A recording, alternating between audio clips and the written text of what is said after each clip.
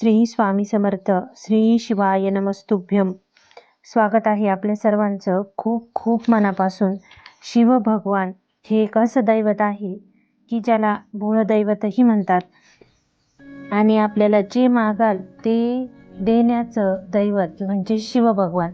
या शिवांचे काही स्तोत्र, मंत्र, सेवा, जसं महामृत्युंजय मंत्र, महामृत्युंजय कवच, त्यानंतर रुद्राभिषेक, हे सर्व इतकं प्रभावी आहे की त्या सेवा केल्यानंतर आपण विशिष्ट काळापर्यंत संकल्पयुक्त, तर नक्कीच आपल्याला जे हवंय ते मिळण्याची ताकद या सेवेमध्ये असते.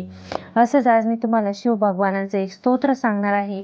ते पठण कसं करायचं, त्याचे नियम काय असतात, अगदी सोपं आणि साध्या पद्धतीने आपण सेवा कशी करू शकतो आणि नियम काय आहेत ते सर्वप्रथम. कारण नियमाच्या भीतीमुळे अनेक जण सेवा करणं सोडतात. तर नियम इतकेही धरू नये की त्या नियमांची भीतीमुळे आपण सेवा करणार नाही.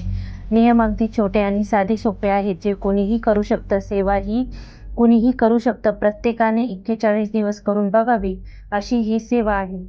सेवा 41 दिवसाची का, तर आपण ज्या वेळेला संकल्प करून 21, 41 दिवस, 51 दिवस, षडमास, त्यानंतर वर्ष, सव्वा वर्ष सेवा करतो, त्यावेळेला ते स्तोत्र मंत्र आपल्या जिभेवर म्हणजे त्या मंत्रात सिद्ध होत असतात. सिद्ध होतात म्हणजे त्या मंत्रांमध्ये इतका प्रभाव निर्माण होतो आपल्या जिभेवर की आपण ज्या कार्यासाठी ते करतोय ते नक्कीच पूर्ण होतं.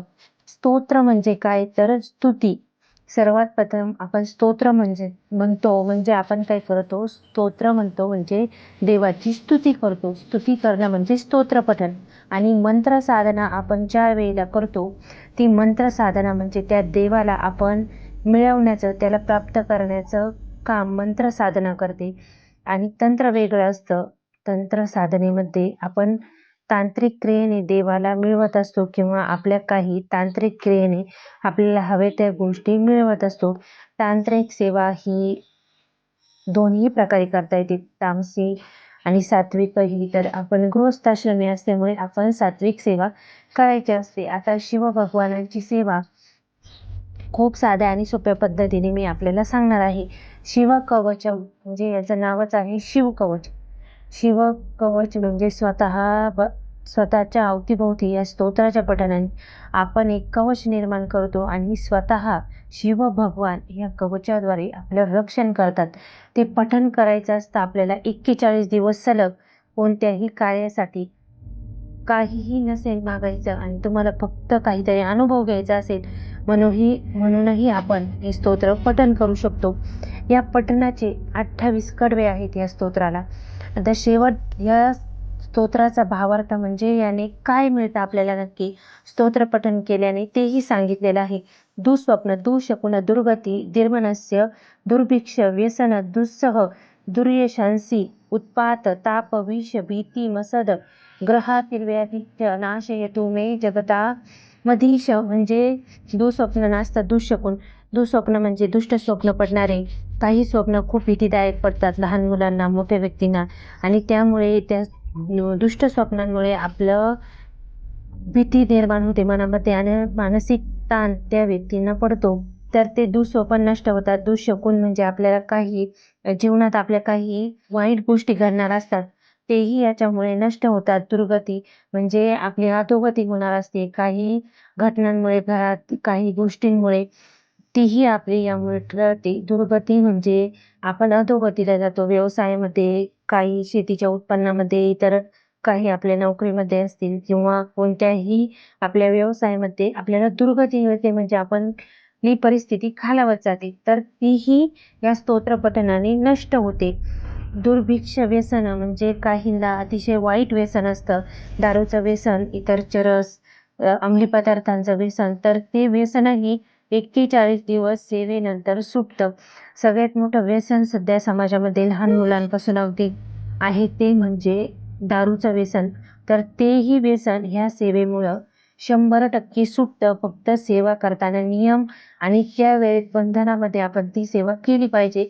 जशी सांगितली तशी सेवा जर आपण केली तर 100% ह्या सेवेमुळे व्यसनी व्यक्ती सुद्धा मार्गावर येतात.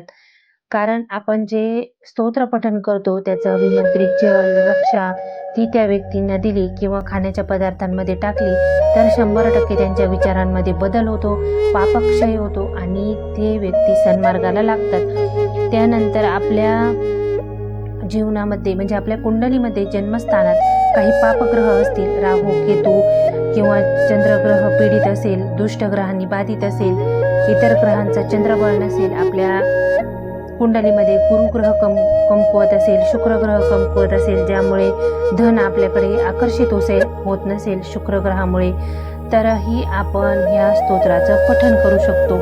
कारण सर्व ग्रह निर्माण करताच भगवान शिव आहे, सर्व देवांचा अधिपती भगवान शिव आहे आणि शिवापासूनच सर्व उत्पत्ती झालेली आहे या सृष्टीची. त्यामुळे हे स्तोत्र पठण केल्यानंतर तुमच्या कुंडलीतील हे काही ग्रह आहेत ना ते सर्व आपल्याला शुभ फल द्यायला सुरुवात करतात. उत्पात ताप विष भीती मसी ग्रहाती व्याधीच्च नाशयंतु जगदीमधीश. म्हणजे तुमच्या कुंडलीत ग्रहदोष किंवा व्याधी आहे, काही वेळेला काही व्यक्तींना अत्यंत गंभीर व्याधी निर्माण होतात, ज्याचं निदान कधी म्हणजे ॲलोपॅथीमध्ये होत नाही किंवा आपण इतर काही पॅथी आहे त्यामध्येही होत नाही. काही उपाय करून फरक पडत नाही आपल्याला हॉस्पिटलमध्ये गेल्यानंतर. आणि काहींना खूप मोठ्या व्याधी असतात, अगदी कॅन्सरसारख्या किंवा इतरही जीव घेण्या व्याधी असतात. त्यामध्येही निवारणासाठी तुम्ही औषधोपचार सोडायचा नाही, औषधोपचाराबरोबर तुम्हाला ही सेवा 41 दिवस कंटिन्यू करायची आहे. यातही खूप चांगला फरक पडतो. कारण आपण ज्या वेळेला मंत्रोच्चार करतो ते अभिमंत्रित जल, त्या मंत्राच्या प्रभावाने ते मंत्रजल अभिमंत्रित होतं आणि दिलेल्या व्यक्तीला त्याचा चांगला रिझल्ट भेटतो. आता हे स्तोत्र पठण कसं करायचं, याचे नियम काय आहेत? तर सर्वप्रथम आपल्याला हे स्तोत्र पठण करायचं असतं शिवमंदिरामध्ये. शिवमंदिरामध्ये का तर शिवालयामध्ये किंवा कोणत्याही मंदिरामध्ये जे पॉझिटिव्ह व्हायब्रेशन असतं, जी सकारात्मक ऊर्जा असते ती आपल्या घरात नसते. म्हणून ती ऊर्जा आपल्याला आपल्या स्वतःमध्ये केंद्रित करायची असते. म्हणून शक्यतो जितकं शक्य होईल तितकं आपल्याला हे स्तोत्र मंदिरामध्ये पठण करायचं असतं. आता मंदिर खूप लांब आहे, जाऊ शकत नाही, त्यांनी घरी पठण केलं तरीही चालेल. पण जे जाऊ शकतात, घराजवळ मंदिर आहे आपल्या आजूबाजूला, तर आपण नक्की हे स्तोत्र शिवमंदिरामध्ये शिवपिंडीसमोर पठण करायचं आहे. आपल्याला घरून न्यायचं काय आहे पूजेसाठी, तर 1 तांब्या पाणी, 1 लोटा जल आणि 1 बेलपत्र. 1000 बेलपत्र न्यायची गरज नाही, 100 बेलपत्र न्यायची गरज नाही. 1 नेलं तरी शिव तुमच्या भक्तीवर प्रसन्न आहे. 1, 3, 11 कितीही न्या, आपल्याला आवडेल त्या संख्येनुसार, पण 1 नेलं तरीही चालतं. आता 1 बेलपत्र न्यायचं आहे, शिवपिंडीवर ठेवायचं आहे. तिथे तुम्हाला मंत्रपठण हे स्तोत्रपठण करायचं आहे.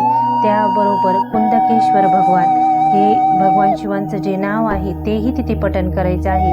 ते जलाने शिवाला अभिषेक घालायचा आहे, मंत्रपठण करायचं आहे आणि जलाधारीवरून ते पाणी आपण जे टाकतो अभिषेकाचं ते तुम्हाला थोडंसं घरी घेऊन यायचं आहे. पाणी आपल्या घरातलंच न्यायचं आहे.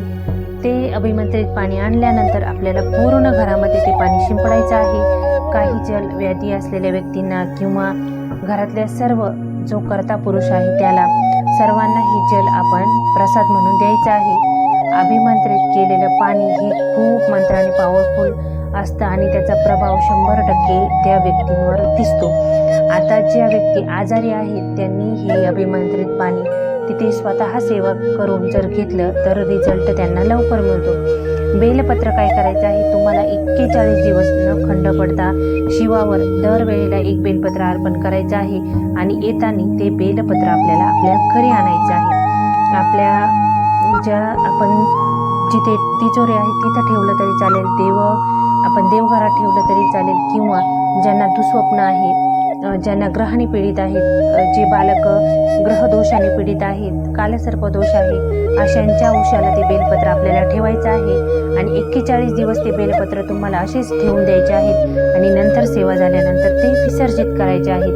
बेलपत्राची आणि ही शिवकवचमची सेवा इतकी प्रभावी आहे की शिव त्याची स्वतः रक्षा करतात.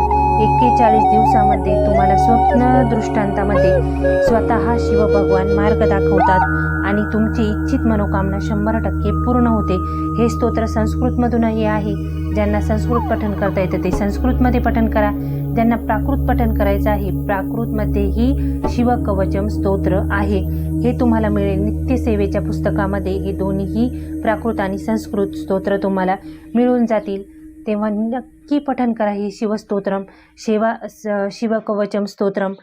सेवा सुरुवात करण्यासाठी शुभ दिवस असतो. शुक्ल पक्षातील सोमवारपासून सुरुवात करा किंवा त्रयोदशीच्या दिवशी किंवा शिवरात्रीच्या दिवशी. दर महिन्यात एक शिवरात्र येते आणि त्रयोदशी म्हणजे प्रदोष काल, प्रदोष व्रताचा काल. आणि प्रदोष व्रतामध्येही जर पठण केलं तर 100% याचा रिझल्ट खूप छान मिळतो.